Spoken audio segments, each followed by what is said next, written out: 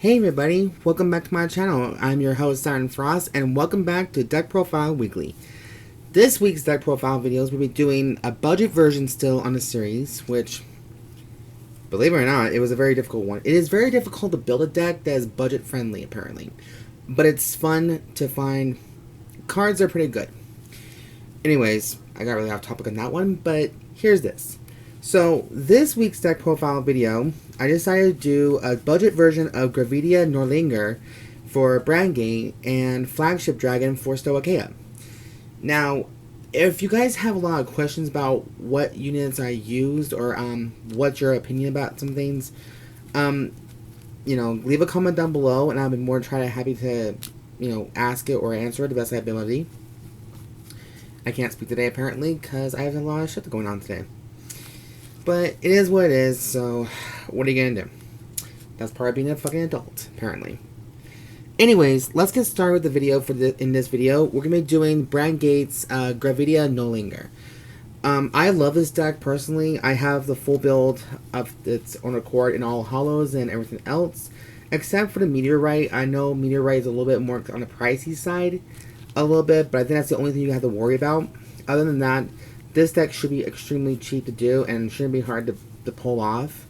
Basically what this deck pretty much is hoping for is that the number of meteorites you have in your order zone to activate Nordlinger's ability or any other unit you have that is in this deck. Now keep in mind, this deck does have a lot of the more budget commons and leftover stuff I have from my box, which is the inventory stuff, but the meteorites are in a separate binder where I put it in case I want to have like multiple copies of my own deck, my own build, pretty much. So that's why that's in here.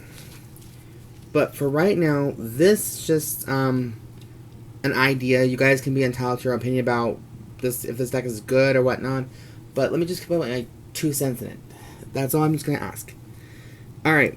So let's get started on the right line. So we have Gravidia Dellen for our grade 0. Pretty much your standard alien type of deck. This deck is kind of like Dimension Police / Link Joker. I don't think Link Joker is actually the word. I don't think it is. So it just has the whole Meteorite / Nova Grappler kind of feel to it, so to speak, but not a complete one. So I guess Dimension Police might be a good thing, but what am I to know, okay? I never played the clan itself, so I don't know how Dimension Police actually works sometimes. So, forgive me for being a little ignorant. I just don't know. It's just never been on my radar. But yet, Link Joker did. That's sad. Which, by the way, good news, you guys. I'll be able to do a deck profile update videos on the V series pretty soon. And introducing some new units and having fun with it and just, having a good moment. But yeah, I got off way topic, so I'm sorry, guys. Grade 1, we're doing Gravidia Wells. Why I choose Gravidia Wells is her ability is, when this unit is placed on Vanguard Circle, look at the top 7 cards of your deck. Choose any number of Meteorite cards, reveal them to your opponent, and put them into your hand, and shuffle the deck. If your Vanguard is... Now, its active skill is a rear guard, but I don't think you just need 1 copy of this one. But it says, if your Vanguard is Gravidia Nordlinger, Soul Blast 1. Choose up to 2 Meteorite cards from your hand and put them into your order zone. And this unit gets 2,000 power in a turn, which, you'll be having Nordlinger. This will be in a soul long before you even get to Nordlinger. So there's no need for even playing it. And you need to rely on the soul a lot more for the later on in the game. So this is kind of a late, mid-game kind of thing. But it's a good way to get started on your first turn. So for grade 2, we got Barringer, for Gravidia Barringer. Barringer, why I chose her is because when this unit is placed on Vanguard or Rearguard, if you have a Meteorite in your order zone, Soul Blast 3. Draw a card, and this unit gets 5k power in a turn. If your drop and order zone have a total of 5 or more set orders, this unit gets plus 5,000 power, and that's continuous effect only. But like I said, you can have as many more copies of Barringer if you totally want to, if you actually don't mind her. But I think the Soul Blast is a one-time thing personally, so that's why I only have 1 of her only. Next, for the main boss, the main bitch, or the Grand High Bitch herself, is basically Gravidia Nordlinger. Now, Gravidia Nordlinger is a very tricky card, and everybody seems to hate her sometimes. Now, I'll read her the skill. For most of you who are new to my channel, I'll read you this effect carefully. When this unit is placed on Vanguard, search your deck for up to 2 Meteorite cards, put them into your order zone, and shuffle the deck. Now, the other skill is, when this unit attacks, counterblast 1 and put 1 or more Meteorites in your order zone into your drop zone. And to the end of that battle, this unit gets 15,000 power. If you put 3 or more Meteorites into your drop, for this cost, it gets +1 critical. And if you put 5 or more, your trigger effects are doubled. So, that's why this card is a very tricky one. So, that's why it all comes down to like the number of Meteorite cards you have, and plus there are some other cards it counts as a Meteorite, so to speak. But yeah, this is your official ride line for Gravidia Nordlinger. I personally like this deck kind of much. You know, I did play at one point in time to piss off maybe a few people because they fucking deserved it. There, point blank period. I just said it. Now, for trigger lineup, I did just the rainbow variant because there's a lot of, for this deck, it's a lot of versatility. You can actually play 8 crits if you want, but I prefer to play 4 heals, 3 draws, 4 crits, and 4 fronts, and an over trigger.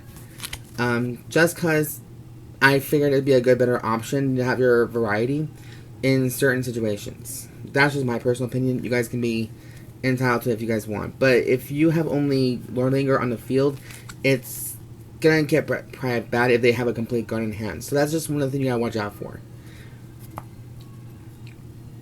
For trigger lineup, Cardinal, Prima, Nabilem. So we're using some of the Cardinal series because we did get the new heal triggers from the festival collection, but unfortunately my shop manager did not get a case as I wanted to. Instead, he got a couple boxes.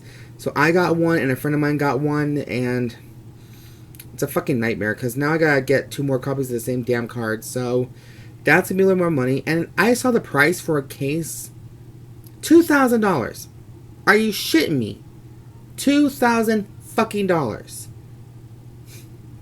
God, I can buy myself a freaking limousine for that shit. I'm just kidding. I don't like limousines that much anymore. I grew out of my bougie little lifestyle sometimes. But anyways, so 4 heals and 3 copies of Ameliorate connector for the draw triggers. Just because it is your 10k shield variant, you can play 4 of them if you want. He's a cute little guy who will not only give you a draw power, 10k power, but he also helps you as long as your opponent has a grade 3 Vanguard, or you and your opponent has a grade 3 Vanguard, it gains additional 5k power to the shield. So it's just good for a 10k shield overall. You guys can play 4 draws, 4 heals, 7 crits, and an over trigger if you so please to. I know some people will just hate the idea of an over trigger because it's a cheating kind of card, but it's not really a cheating card, so people are just salty. You know, it is what it is. Now, speaking of critical, we're playing 4 copies of the Cardinal, Draco, Barbizonde, so to speak. This is the kind of build that Haruka Sakawa actually had in the anime, so this is kind of the same variant to her, pretty much. Except the difference is, she actually had the Cardinal 20k shield value of that unit. So, now I have the front triggers, Cardinal, Draco, Aeblood. So, we got 4 of him, pretty much.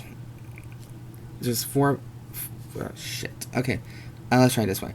So, 4 of him, just because, you know, it's just good to have a better option plan in case something goes back off a little bit. And of course, we have an over trigger for Olbaria, Spiritual King of Determination. So that's my little rainbow lineup. Now, if you guys can afford the criticals, the fronts, and the heals that have that extra little ability, then that's good. Not everyone can afford it, sadly, which, you know, it's sad, but it's a true thing. But yeah, that is my grade 0 lineup and my trigger lineup. So for grade 1s, well, this is going to be an interesting thing. So it looks like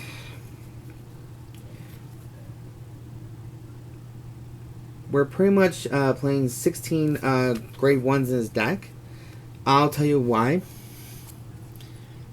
So for this, I'm playing 4 copies of Gravidia Orgueil. Why I chose Orgueil is mainly because when this unit attacks or boosts, if your order zone has 3 or more meteorites, Soul Blast 2, countercharge 1 card. And then this card gains 5,000 power at the end of the turn. So it basically becomes a 13k attacker by itself, just so long as you have a meteorite, like up to 3 or more meteorites in the order zone. So that's just kind of what it is. I think the Soul Blast is a ridiculous effect or a cost, but it gives you a counter charge back. So I think it's a 50-50 chance, so to speak. Alright, then we have 4 complete guards from the trial deck. Craggy Beast, Girgrand. So 4 of that, just for generic complete guards. I know the best build right now is having the complete guards, but that's just a little too much bougie for, so to speak, kind of people. There are some people that just can't really afford those kind of cards, so they have to find alternatives. That's just my personal opinion on it. And then, what makes this deck a little bit of an idea as to why, I'm playing 8 copies of Neatness, Meteor, Shower. So we're playing 8 of these guys. Now, everyone can say you can have up to 16 copies in this deck if you want, because the more meteorites you have, the more chance you're going to activate Gravidia's ability. However, the downside of that part is that the more you stack on your meteorites, the more chance you're probably going to get a hit or miss, so to speak. But anyways, Meteor's ability, you may have up to 16 copies of this card in your deck. When this card is put into your auto zone, you may soul charge 1. If it was put by your Vanguard's ability, you may draw a card. When this card is put into your drop zone from the order zone, choose one of your opponent's rear guards and retire it. So there is a slight chance you may retire your opponent's rear guards up to the number of meteorites you put into your drop zone from the order zone. So that's why it's a give or take kind of thing, considering you're focusing more on Nordlinger's ability rather than just going in for the kill. I know there are some people that will go for the kill just by itself alone. So yeah, there's that.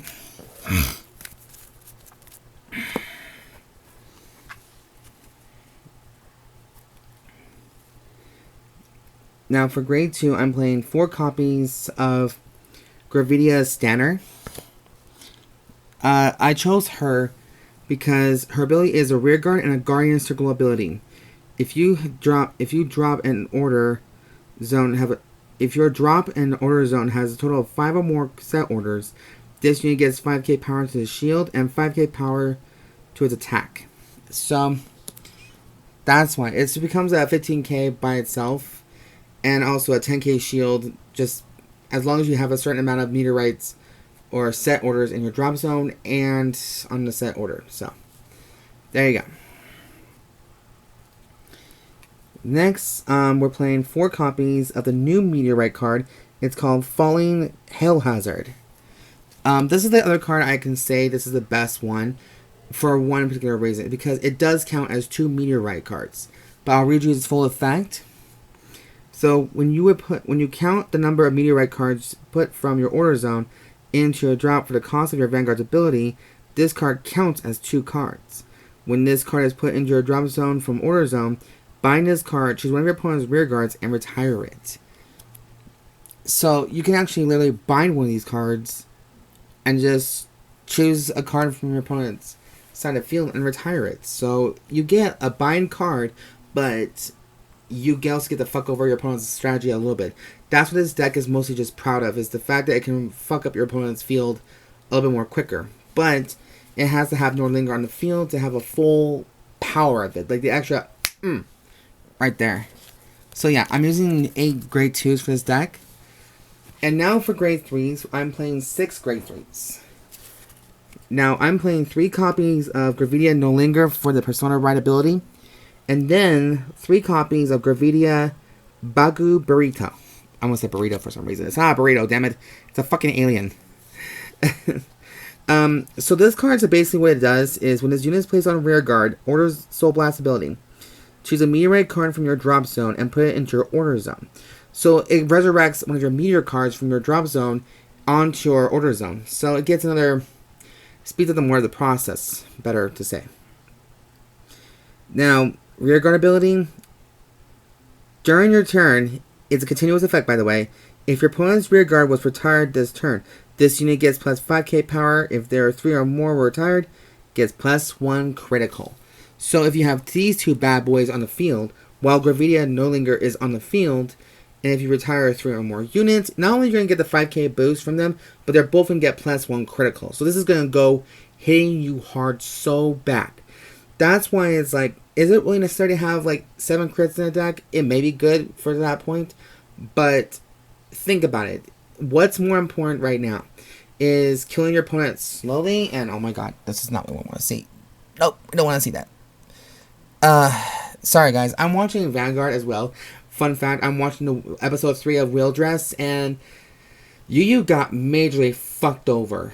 So bad. But anyways, I was just a little distracted.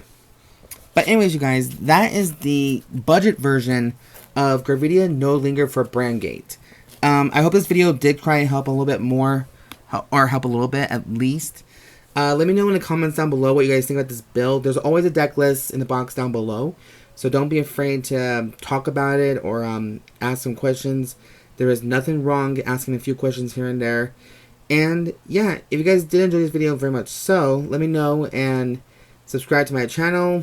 Please, well yeah, subscribe to my channel, thumbs up for it, comment down below, and all that good stuff. Because I do a lot of deck profiles on these videos and on this channel, so I don't mind, you know, receiving a little bit more love. The love that I get from my channel is amazing, and I was afraid these videos were going to be treated kind of bad, but I just want to say thank you all so much for giving me this opportunity to try something new and different with my channel instead of the same damn thing. But pretty soon I will have to get back onto my tracking of deck profile updates and introducing some new ride lines pretty soon.